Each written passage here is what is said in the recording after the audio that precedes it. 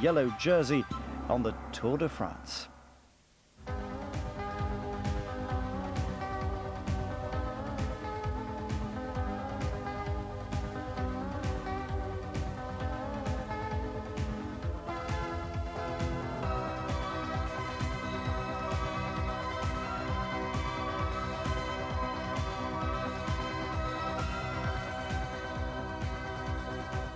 After a day of travel to the Alps from Belgium, the 169 riders surviving a Tour de France being run at record speeds leave the Grand-Bornand.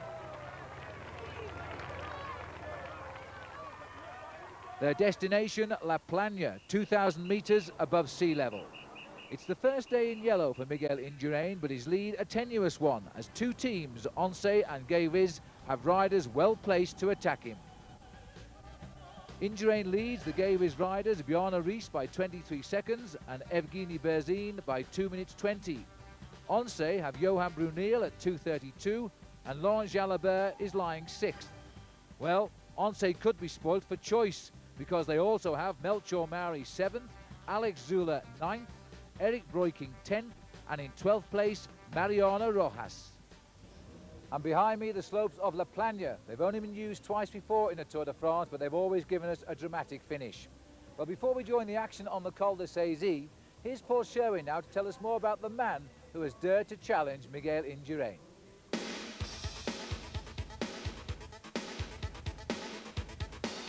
At 31 years of age, Bjarne Riis is the same age as Miguel Indurain. Riis was born in Herning, Denmark, but now resides in Luxembourg. A professional for 10 years, it was not until the 1988 Tour de l'Avenir that he was noticed by Laurent Fignon, who immediately brought him into the System U team, where he became Fignon's right-hand man. Fignon claimed that although Riis worked selflessly for him in the Tour de France, he lacked confidence in himself. That all changed in 1993 when Riis stayed with the big stars of the Tour de France in the mountains and reached Paris in 5th place in the overall standings. Last year he would have made another top 10 place if he hadn't been taken ill on the stage over the Mont Ventoux, slumping to 14th place in Paris. Riis wore the yellow jersey with pride in this year's event, but the superb time trial performance on Sunday confirmed that he'll be a man to watch. The next 2 days in the Alps will determine whether or not he can be a serious challenger to Miguel Indurain's supremacy. And this first day in the Alps is not particularly long at 160 kilometres, but the climbs are there for us all to see. A couple of small foothills to start with, the Col du Marais and the Col de l'Épine, and then they go on to the Côte d'Héry. And then the first big climb is the Col de Saisy, followed by the hill up to the finish at La Plagne. And now on the first serious climb of this year's Tour de France, the Col de Saisy, coming at 73 kilometres covered. The expected attacks have come from Once, with no sign of Bjarne Riis in the forward group. It is in fact the Kelme rider coming up the climb on his own, Federico Munoz, and as they go over the top, second is Alex Zülle, third is Bo Hamburger. They were 7 seconds back. Richard Virenque coming up just over 1 minute back. The field all splitting up here on the approach to the summit. Laurent Dufaux, Miranda, Indurain going over the top of the climb in 7th place, just ahead of Lance Armstrong and his teammate Aparicio. Gerard Rouet over there in 10th place and Mariano Rojas there as well. So the threat, the attack from Bjarne Riis has not yet materialised. He is in the group because on the descent, 3 riders remaining clear. Munoz, Zülle and Hamburger. Armstrong in pursuit and the field generally regrouping behind him. And it seems the Banesto team for the moment have got this race under control. And partway up now, the Cormet de Roseland, and there's a sensation on the climb because Evgeny Berzin of the Gewiss team has been left behind by this bunch of some 30 men. The tremendous pace being set by Alex Zülle. He'd started the climb in the company of 2 other riders, Munoz of the Kelme team and Bo Hamburger of TVM, with Lance Armstrong chasing. Armstrong never made it, and in fact this man has blown the other 2 away. He now leads by 3 minutes and 35 seconds ahead of the main field, and Indurain is trying to limit his losses here. This has been a tremendous attack by Once, and today Alex Zülle really has found his wings. It really has. This is a superb move by Alex Zülle, but the whole team are riding well today. They're at the front of the field. They've still got Johan Bruneel in contact. They've still got Laurent Jalabert. They've got Mailto Maori still there. It is a superb tactical move by this team, which is what they must do if they want to try and put Miguel Indurain into pressure, because man against man, I don't think anybody can beat Miguel Indurain, but 5 against 1, then I think they may stand a chance. As regards the Gewiss team, it really does seem now as though it will have to settle for a new leader in Bjarne Riis. At the start this morning, Gewiss accepted that they had 2 leaders of the team, and their manager, Emmanuel Bombini, decided to give Riis 3 riders to work for him, Colombo, Gotti and Bontempi. The other 4 riders on the team were going to have to work for Berzin. Now, Bombini wouldn't say what would happen if Riis attacked, and indeed would Berzin counter that move. Well, it's academic now, because here at the front, or just in this group here, in this league group, is Bjarne Riis, while Berzin has been dropped and is being nursed at the moment by Bruno Kengialta. So Riis is coming through quite clearly now as the strongest man on the Gewiss team. Now approaching the summit of the Cormet de Roseland, Alex Zülle has continued to gain time over a field which is desperately trying to contain him. He comes up to the summit here, an average today 34 kilometers an hour. This is a tremendous piece of cycling by Alex Zülle, and has really put Miguel Indurain and his teammates on the defensive. He now begins the long descent and then along the valley before he'll start the climb up towards the finish at La Plagne. And there is Miguel Indurain. He doesn't certainly look to be in any trouble at all here, but all the way up the climb, Zülle has continued to gain time. The last check we had was 4 minutes. There will be another time check running on top of the hill, but also in this group we've got the other big climbers. Pantani is here, Claudio Chiappucci, Bjarne Riis, Zenon Jaskula, Alvaro Mejia, and Pelliccioli, the king of the mountains in the Tour of Italy last year. They are still in this group, and perhaps all waiting to pounce Indurain when they start the last climb to La Plagne. Well, everybody's there, and they've all said that they will attack Miguel Indurain, and that is the only place to do it on the final climb. 18 kilometers is the distance from the bottom of the mountain here to the summit, and that would be a great launch pad for somebody like Marco Pantani. But don't forget, he's over 10 minutes behind Miguel Indurain already in the overall standings. A long way down now for Alex Zülle, and still coming up the other side, still the clock ticking for the group Indurain. And into our cameras now, Bo Hamburger, dropped by Alex Zülle on the lower slopes of the climb. And look at the clock, Paul. And this is to Hamburger, which means that Zülle is over 5 minutes ahead of the main field here. Hamburger is going backwards, and he goes under the banner, 4:53 down. Well, that is incredible. At the moment, that would mean that there's the main group coming up behind. They are pushing it up. Richard Virenque goes over in 3rd place to get maximum points there that he can get from the group. Dufaux was next, and then Miguel Indurain. So at the moment, Alex Zülle is in the yellow jersey. So Alex Zülle is the virtual leader of the Tour de France on the road today. He has taken back all the time he has lost. The Once team have attacked Miguel Indurain ever since this stage began. This is a most unusual Tour de France, but for us it's a really great one. And just look at this, Evgeny Berzin is 6 minutes and 46 seconds down on Zülle, and so he's almost 3 minutes behind the Indurain bunch as well. He is in desperate trouble. And so as Berzin goes over the summit, and this man now is the virtual leader of the Tour de France, we'll take a break. There'll be a new winner at La Plagne today, because the Tour's only been here twice and Laurent Fignon won both times. The first time in '84, he went on to win the whole thing. The real drama, though, came the second time around in 1987. That story coming up after the break. When Laurent Fignon won the inaugural stage to La Plagne in 1984, he was on the way to claiming his second consecutive Tour de France. But when he repeated the trick 3 years later, the real story was unfolding behind him.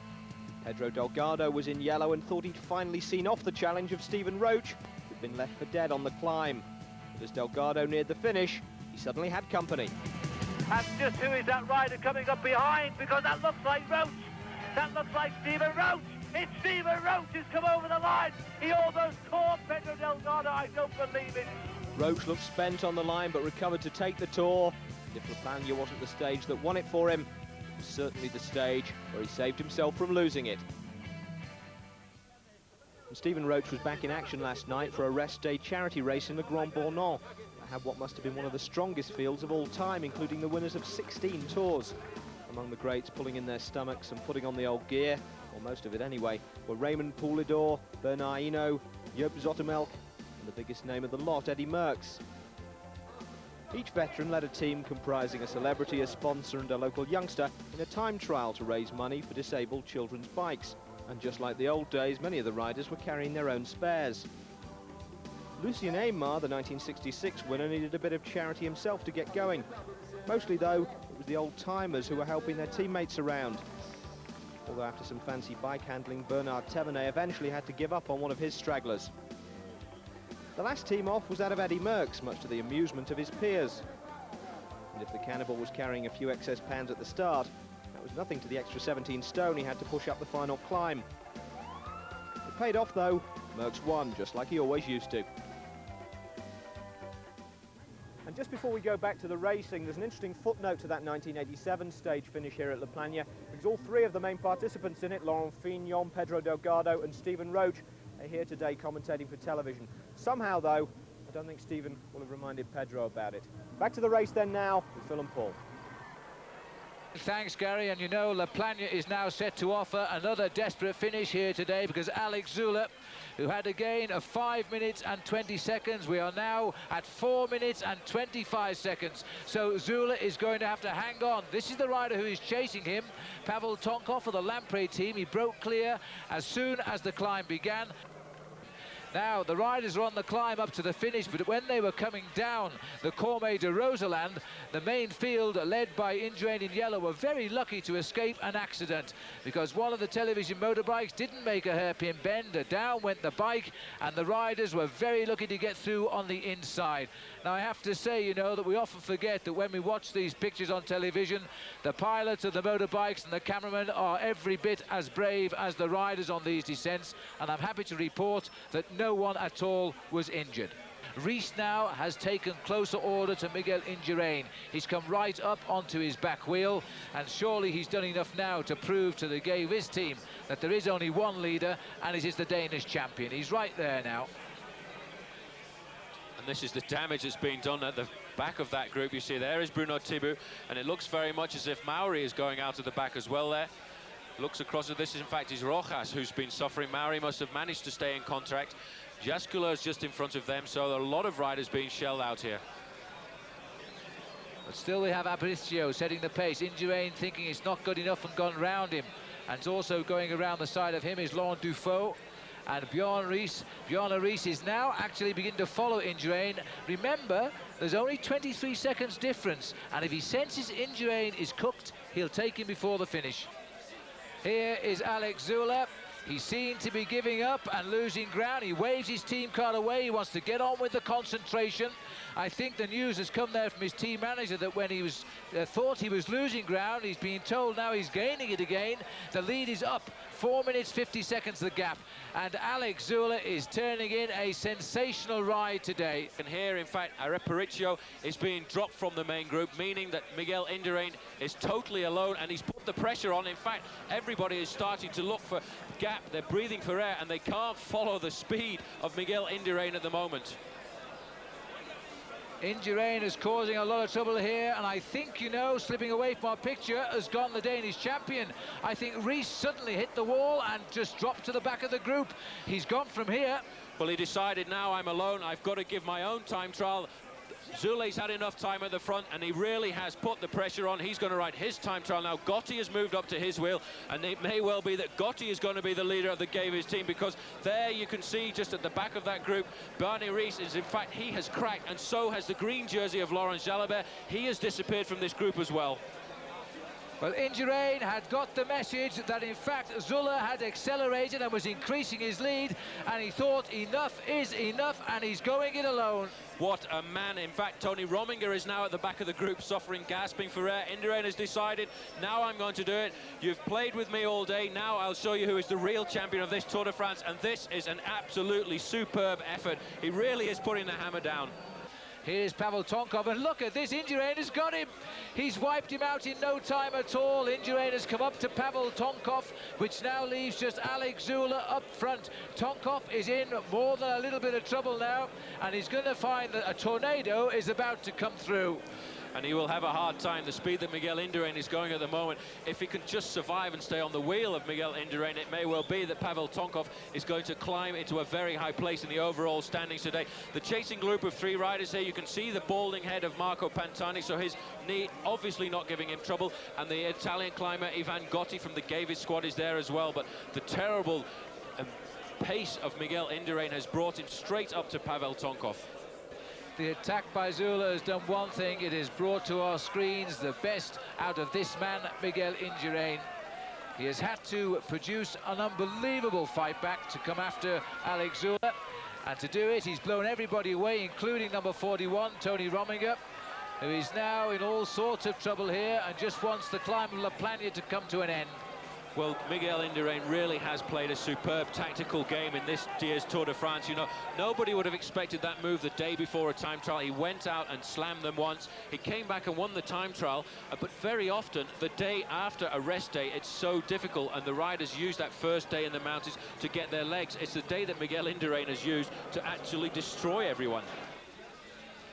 And Tony Rominger, quite happy to accept a drink off Claudio Chiappucci here. These riders now are on a survival course as they wait for the summit of La Plagne, and it's not too far now for Alex Zula. The crowd are getting thicker now. That will inspire Alex a little bit more. They know exactly what has been going on the other mountains around the Alps today, because they listen on the radios, and they know that this has been a great exploit by Alex Zula. He's still got 3 minutes and 9 seconds, obviously. Surely that will be enough for him to try and conserve for the victory as he goes under the 5 kilometers to go banner. Just 3 miles to the summit of La Plagne, and that is going to seem an awful long way, because this man is still going well. His rhythm is all there. Here's a man now firing on all cylinders. He's feeling insulted that anybody dare attack him and his leader's yellow jersey. Here is Pantani, a welcome shower. Gotti just behind him. Gotti will not help, I don't think, because he will hope that Bjorn Ries has little inspiration and comes back a little bit later on, but I can't see that happening now. 1,000 meters separating the winner of the Tour de France for the past 4 years, and Alex Zula, who for a while today had visions of pulling on the race leader's yellow jersey tonight. But this great man, Miguel Indurain, can always put matters to rights. Just give him time. Indurain looking extremely collected at the moment, concentrated on the job at hand. He's riding exceptionally well still. He keeps his pedal rhythms up high. He turns that gear nice and fluidly. He still has 3 minutes to build up and catch back to Alex Zula. Zula riding superbly at the front. He's obviously digging deep now, trying to get every last little bit out of himself. This, in fact, is Lanfranca from the Brescialat squad. He can't stay in contact with Marco Pantani, and Pantani will be just a little bit further up the road there, and there, in fact, he is still with Ivan Gotti. And now Alex Zula is arriving around the lower slopes of the ski station here at La Plagne. His lead, 2 minutes 40 seconds. There's a big crowd here. Jean-Francois Pecheur just trying to work out what's going on, and the answer is that Miguel Indurain, Jean-Francois, is getting closer and closer to Alex Zula. The 2 climbers here, Pantani at the front and Ivan Gotti at the back, trying very much to keep in contact, but they really can't. Still, it's only 1 kilometer that separates them. As Zula goes under the 2 kilometer banner, Miguel Indurain went under the 3 kilometer banner. There is 1 kilometer between them on the road. There's the Basque flag being waved in front of Miguel Indurain. He's flying along, the man from Navarre at the moment. You know, he really has kept exactly the same tempo all the way up this climb, and it was a tempo that nobody else could follow. Tony Rominger tried for a while, Richard Virenque tried, but once this man from Navarre put the hammer down, they were left trailing in his wake. And you know, it's not very far to go now. Alex Zülle is going to take, I believe, a fantastic stage victory and at the same time move into second place in the overall standings. 1 kilometre to go is all he has to do. He's done the ride of his life today. He really has bounced back from his bad performance in the time trial, and you see he's fighting with his bike now. There's not a great deal of energy left in that body of Alex Zülle. Well, I'm not surprised. Alex Zülle now in the last kilometre of today's stage of the Tour de France, and what a marvellous stage it has been thanks to this rider here. He went out on the attack, and at one stage he was the leader of the Tour on the road. He had recovered all of his deficit, and it has taken a solitary move by Miguel Indurain to bring this race back to order. Miguel Indurain has done a superb job today. You know, I thought he was suffering. I thought he was going to have a hard time with all those climbers, but the power of this man when we've come to the mountains really has blown everybody away. This has been a superb ride by Alex Zülle, the man who has never won a stage of the Tour de France, and on his birthday in his first Tour a few years ago now, he took the race lead, but not for long. Now he's getting his first stage win and will remain very much a challenger in this year's race. The Once team came out to attack today. They attacked from the start and they finished with the stage winner. You can't do any more than that. Zülle coming up to the line in 4 hours, 41 minutes and about 17 seconds. Alex Zülle gets the stage as the camera quickly goes down now to pick up the yellow jersey of the Tour de France, and that's what he will remain. Just down there on the finish line, I caught a glimpse of Miguel Indurain's manager there, Francis Lafargue. He's got a smile about a mile wide as he's waiting for Miguel to come up to the line here, 1:29. So it's not going to be very much less than that when he comes up here. He's still himself putting everything he's got to come to the line and save his day. And he's still finding the effort to sprint, but these last few kilometres have been sensational by Indurain. There's the finishing line, and there's the clock on the left of our screen. It was over 5 minutes at the bottom, and it's going to be just around about 2 at the top, and he's grasping every second of it. Indurain knows he's under pressure this year, but they're not going to beat him without a great fight. What a ride by the champion. 2 minutes and 2 seconds down. And after Indurain finished in second place, well, the rest of the riders really did have a bad time on the climb. The third place was taken by Pavel Tonkov. He was 4 minutes 11 seconds back, and not far behind him came Marco Pantani, taking fourth place at 4 minutes 37 seconds, and Ivan Gotti was just behind him. Richie Vereng scored a few more points for the King of the Mountains. He got sixth, 6 minutes and 5 seconds back. Tony Rominger was just behind him, and then came the group led in by Laurent Jalabert at around about 7.5 minutes behind. Bjarne Riis couldn't even hang on to that group. He got a separate time of almost 7 minutes and 40 seconds. And on a day when Miguel Indurain was forced to fight back, Pavel Tonkov took third place, but 4 minutes 11 seconds behind. Marco Pantani and Ivan Gotti finished fourth and fifth, with Richard Vereng heading home Tony Rominger, but they were over 6 minutes back. Bjarne Riis finished 18th. He lost 7 minutes and 37 seconds. Evgeny Berzin really did hit the wall big time. He was 17 minutes and 28 seconds back. Well, Alex Zülle survived today, and he'll be remembered as the man who really had a go. But by the time Sean Yates arrived, the heavens had opened. Yates finished 33 minutes behind in a torrential storm. 2 minutes later, the main field came in. What a great athlete Miguel Indurain is. Again, he has showed his determination when pushed into a corner, and another yellow jersey tonight is his. He now has the big time gaps. Zülle is second, 2 minutes 27 seconds back. Riis is third, almost 6 minutes down. Rominger is nearer 7. Everyone today felt the champion vent his anger. Just time to mention this week's competition. We'd like you to pick the winner of Sunday's stage in the Pyrenees to Gouzet-Neige. The prize, a set of race leaders' jerseys, the green, the yellow and the polka dot.